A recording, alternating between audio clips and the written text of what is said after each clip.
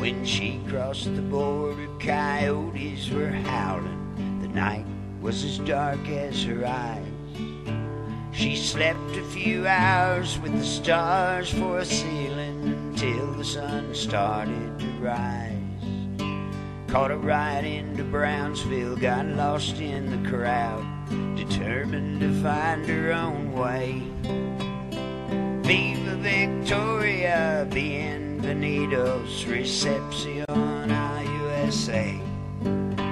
When she was a young girl, she heard of a land to the north where your dreams could come true. She wanted to go there but didn't have money. She didn't know what else to do. So from Matamoros her journey began, and just like her brother Jose, Viva Victoria, bienvenidos, Recepcion a USA. All around the United States, immigration reform is a hot issue. Even in states far away from the border with Mexico, politicians talk about the threat of illegal immigrants in terms of national security, or economics, or public health. But there are some who look at migration through the lens of religious faith. Southern Arizona is ground zero in the battle over immigration. Here we talk to several people who are working to reconcile the spiritual, ethical, and moral principles of their faith with the complex issues surrounding immigration. Here, the Sonoran Desert spans thousands of square miles and crosses the border between the United States and Mexico. During summer months, temperatures can go as high as 140 degrees, and during winter, well below freezing. There is life in the desert, plants and animals that have adapted to the extreme temperatures and lack of water. Unfortunately, for human beings, the desert can also be a place of death. Every year, hundreds of thousands of men, women, and children travel through this desert to cross the border between the U.S. and Mexico. Some of them come to work. Others make the journey north to rejoin family in the United States. But why do they cross out here? In the late 1990s, the U.S. began a crackdown on illegal crossing by tightening border security at urban crossing points. They built walls and fences and added law enforcement personnel. But this didn't stop migration or even slow it down. Instead, people began crossing in remote, dangerous areas. Following this change in border policy, which shifted the migration pattern out to areas like this, more and more migrants were dying in the desert. While in 1995 there were no recorded migrant deaths, in 1999 there were 21, and in 2000 there were 44. By 2005 there were more than 300. 70 of those were in the month of July. One faith-based group that noticed this change was BorderLinks. BorderLinks does these educational programs for first world people to build what I would call right relationship between people of the United States and people of Mexico, Central and South America.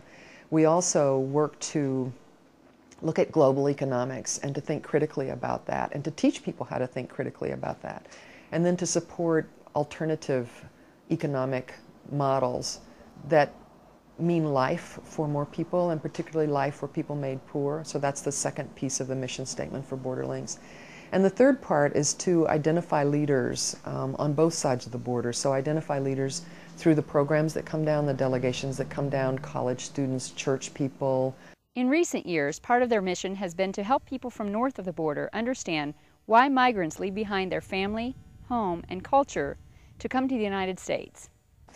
I speak about people made poor instead of the poor. I think when we talk about the poor or even poor people, we see this mass and we don't see the individual faces and the individual bodies of people.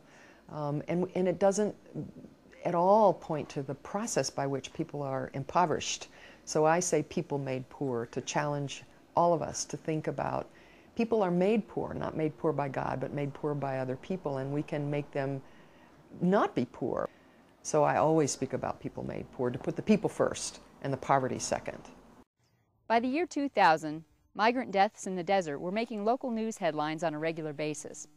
A group of community leaders in Tucson felt that something had to be done. Many of these were people of faith, and some were clergy, ministers, priests, and rabbis. One was the Reverend Robin Hoover, the pastor of First Christian Church Disciples of Christ. Hoover had recently arrived from Texas. He stepped forward to lead this new effort, a group called Humane Borders. The immediate goal of Humane Borders was to put life-saving water in the desert. With the support of private property owners and land managers, they began setting up water stations. These water stations are marked by a 30-foot pole with a blue flag at the top. Volunteers service the water stations regularly, making sure the water is safe and the tanks are full. Even pre-biblical times, the nomadic people living in the Wadi knew that water meant life and that there were rules concerning that water. From those rules, from the Wadi, we have established principles of justice called sanctuary. And from there, we've developed all kinds of Western traditions of justice. At the same time, Humane Borders wanted to draw attention to the border policies that drive people into the desert in the first place. With a background in political science and journalism, Hoover was not shy about meeting with journalists and elected officials either. In August of 1994, then Commissioner of the INS, Doris Meisner, signed on her desk a report that estimated how many people would die in the Sonoran Desert if they kept up this current pattern. She and all of the architects of this whole plan have said this has failed, it's got to be changed. This administration is afraid to admit a mistake. Last year we put out over 35,000 gallons of water. And that's water that we put into the water station tanks, and it's drunk by people. It doesn't evaporate. So I think it's clear that what we're doing is saving lives, and then we need to continue to do this until people stop dying trying to cross this desert.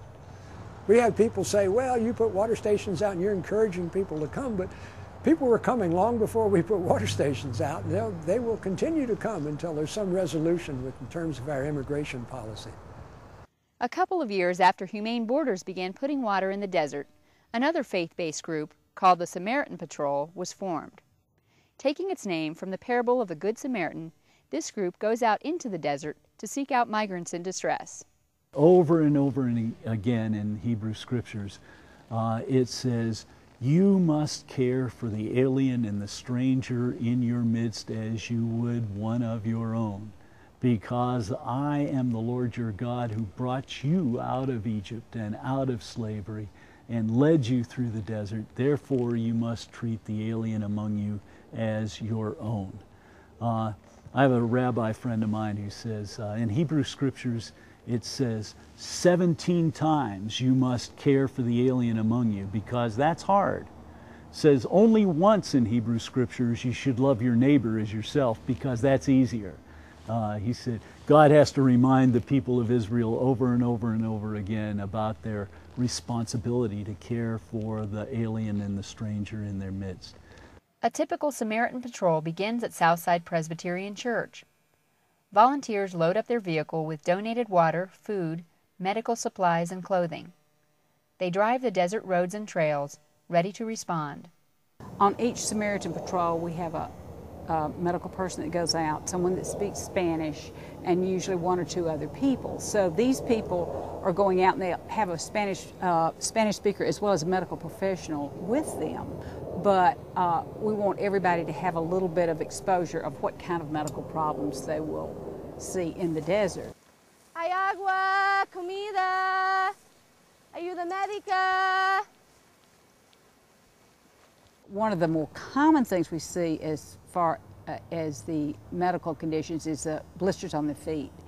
And this seems, to someone that hasn't seen some of these, this seems very mundane when you say blisters, but the whole skin of their feet will peel off and there'll just be red, raw muscle underneath the skin, and that's what they're trying to walk on, and they cannot walk. They get sprained ankles, sprained knees, and anything that slows them down. In July, when the temperature will be 105 or 108, it's going to be a medical emergency because the group will leave them behind. The coyote will take the rest of the group and move on. So they leave this person behind because they were limping. When the Samaritans come across a life or death situation, they follow a protocol. If the symptoms are severe enough, they will evacuate the person from the desert and take them to a hospital emergency room.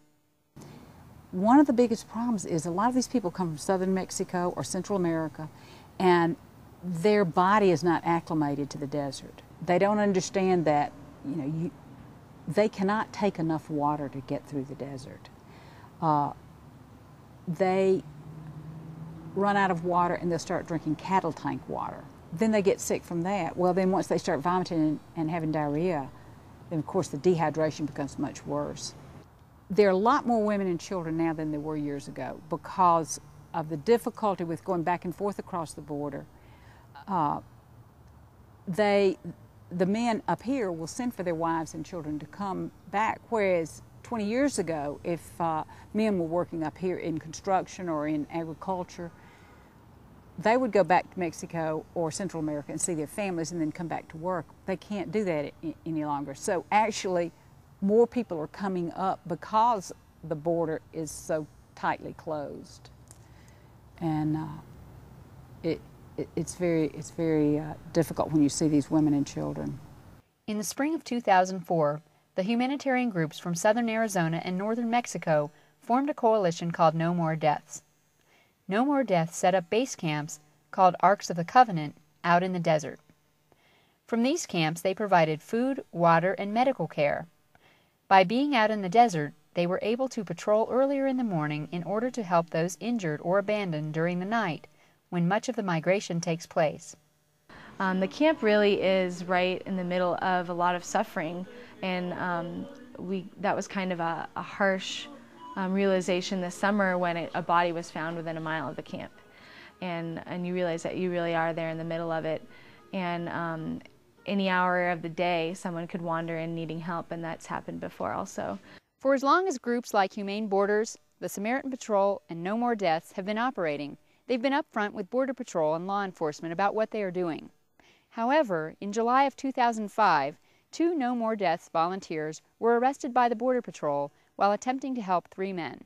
The patrol went out in the morning and came across a group of 9 people. 3 of them were very, very ill. They were vomiting continuously. On the way out of the camp onto the main highway, they explained to the men that they were evacuating that, you know, you can't duck down, you can't hide. We're trying to get you to medical help, but if Border Patrol stops us, there's nothing we can do. And they were pulled over by Border Patrol. And Shanti and Daniel were charged with 2 federal felony charges. In response to the arrests, No More Deaths began a campaign to draw attention to the fact that humanitarian aid is not a crime. People who are doing humanitarian aid work do not function as an arm of law enforcement. They establish relationships, they work cooperatively wherever they can, but their independence is critical to providing humanitarian aid under those circumstances. Even in time of war, the humanitarian aid agencies in a war zone do not function as an arm of the military. Their independence and the necessity for their independence is understood by everyone. The charges against No More Deaths volunteers Shanti Sells and Daniel Strauss were eventually dropped. Even before the arrests, volunteers found that it could be a challenge to make others understand how important they feel it is to keep people from dying in the desert, even if those people have crossed the border illegally. Even for my parents, I grew up in a very conservative evangelical home, and when I first took the bus from Phoenix down here to come out to the camp, my parents said, "We don't agree with you doing this. We feel like you're helping people and you're encouraged to break the law, and you're encouraging people to break the law, and we'll always support you, but we don't agree with this." It's been difficult to try to bring them along on this journey as well, and I think that we've really taken steps forward together when I'm able to share the personal stories, when they're able to see the human face of the people that we're helping, and when they're able to hear the stories. That's the powerful point where we can meet as humans and where we can move forward. For others, like Father Bob Carney, working to change border policies is something that brings hope and honors the memory of those who have died. Carney is a member of No More Deaths. He is a parish priest in Tucson now, but was serving the parish in Douglas, Arizona in the late 1990s. Carney watched the border wall being constructed there. He saw how it severed the ties between Douglas and its sister city of Agua Prieta in Mexico. There were 8 young Mexicanos who came over that portion of the fence that is very, very close to the actual crossing where people drive back and forth and people,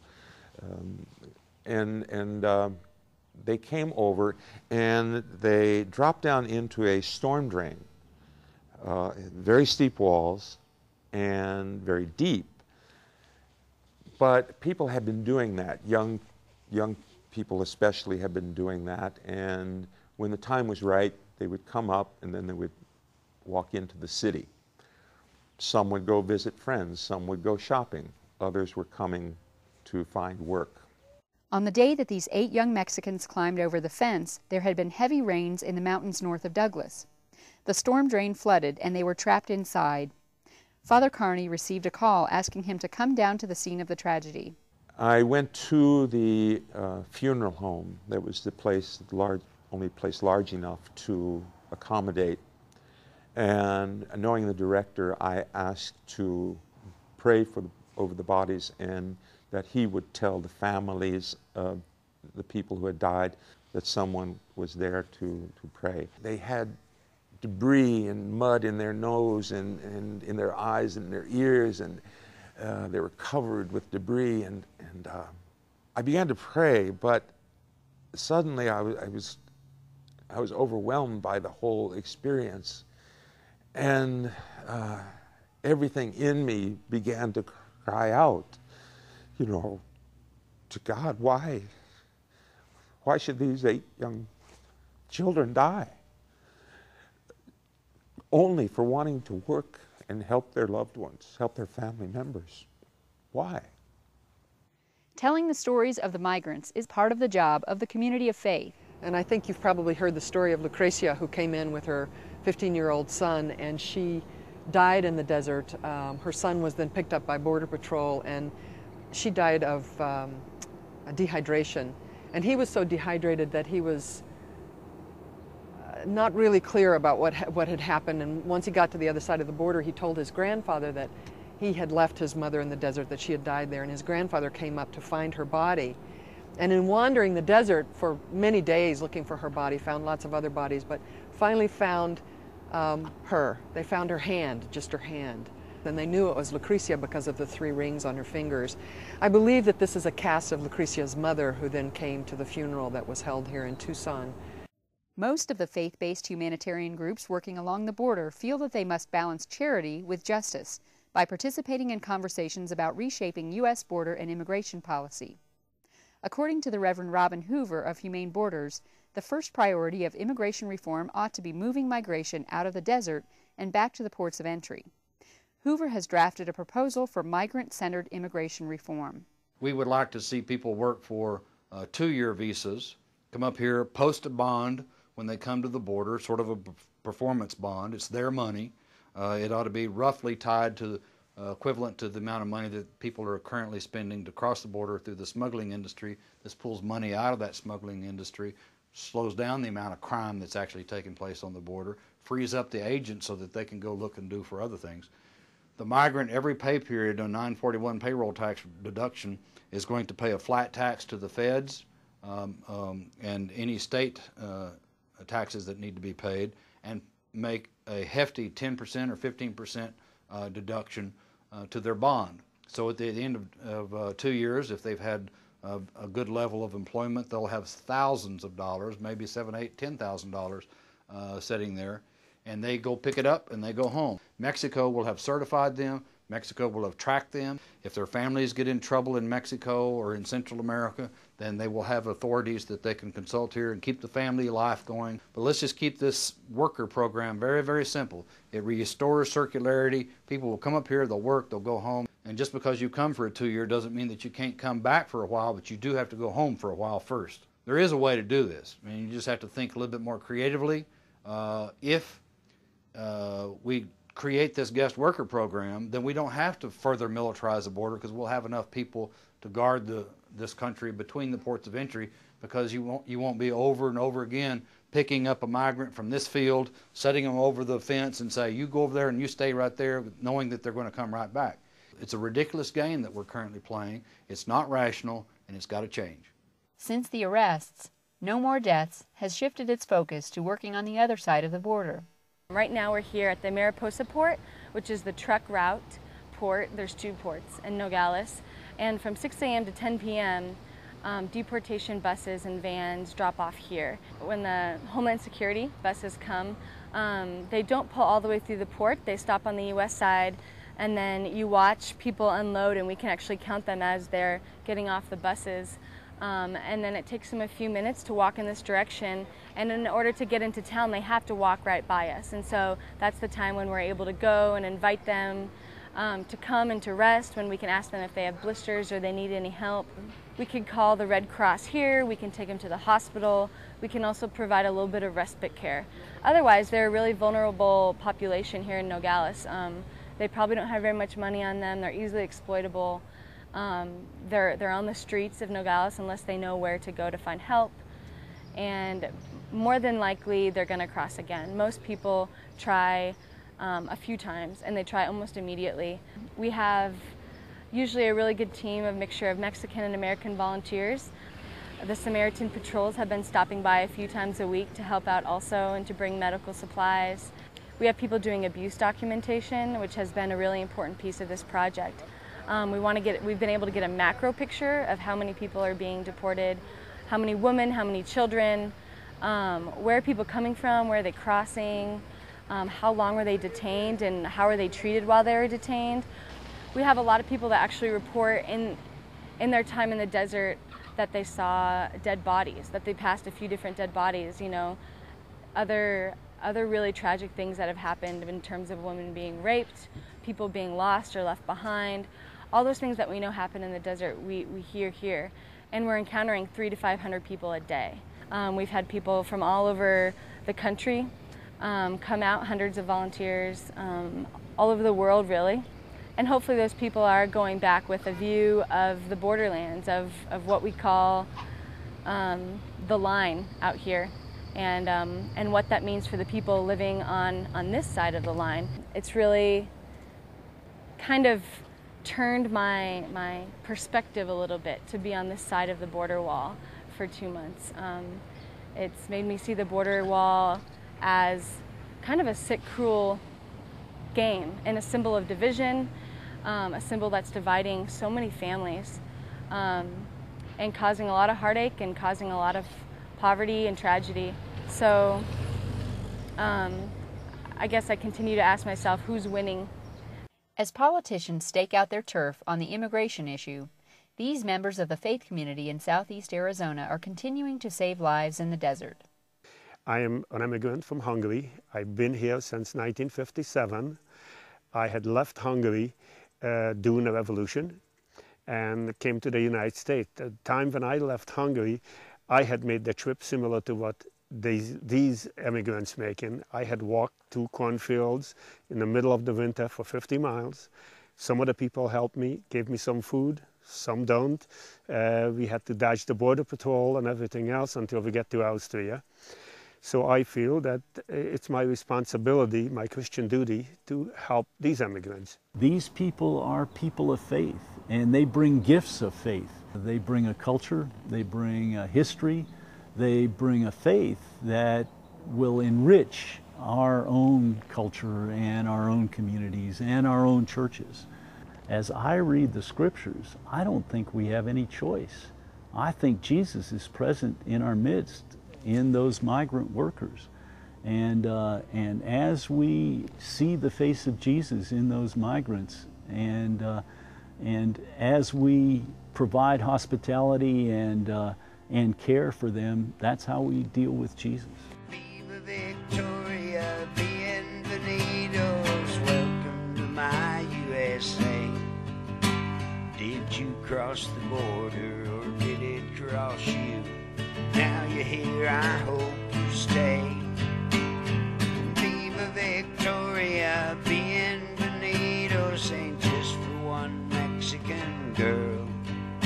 She's all of our neighbors from south of the border who live in what we call our world, who mother our children and landscape our gardens, do jobs no one else wants to do. Viva told